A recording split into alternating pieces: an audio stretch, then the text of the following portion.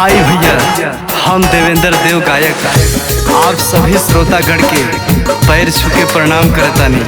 इस चैत के नवरात्र में माई जी के चरण में समर्पित हमार पहला गीत आप लोग जरूर प्यारा आशीर्वाद दी है।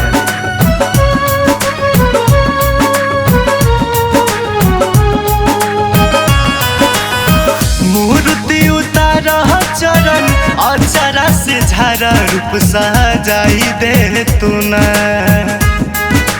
ए मालिक सुना, मूर्ति उतारा चरण अचरा से झारा रूप सजाई दे तू ना।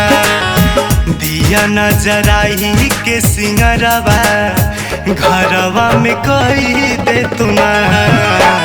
केहू के लागे ना नजरवा गजरवा लगाई दे तू ना।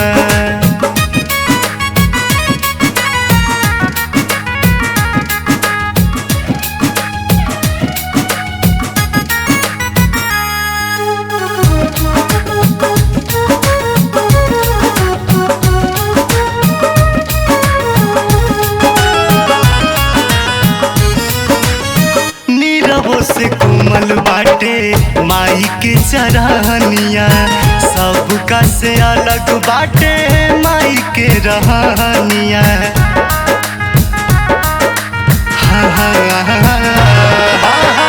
नीरवो से कोमल बाटे माई के चरहनिया, सबका से अलग बाटे माई के रहनिया।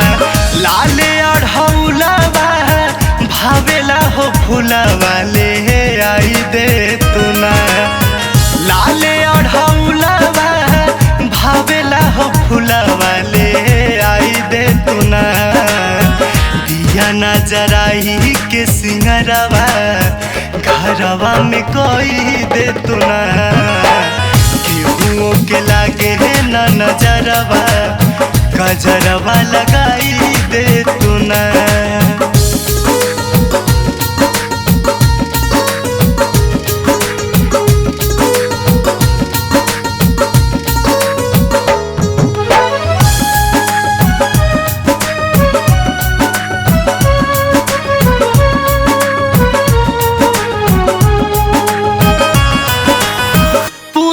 सामान सब राख समेट हो, आरती उतारे में ना करी तू लेट हो।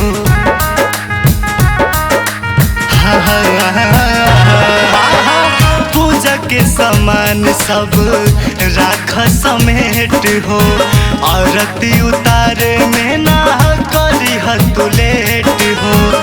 शिवा देवेंद्र देव से गीतिया गवाई दे तू ना।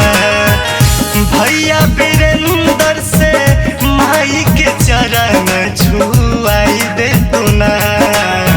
दिया नजराई के सिंगरवा घरवा में कही दे तू ना।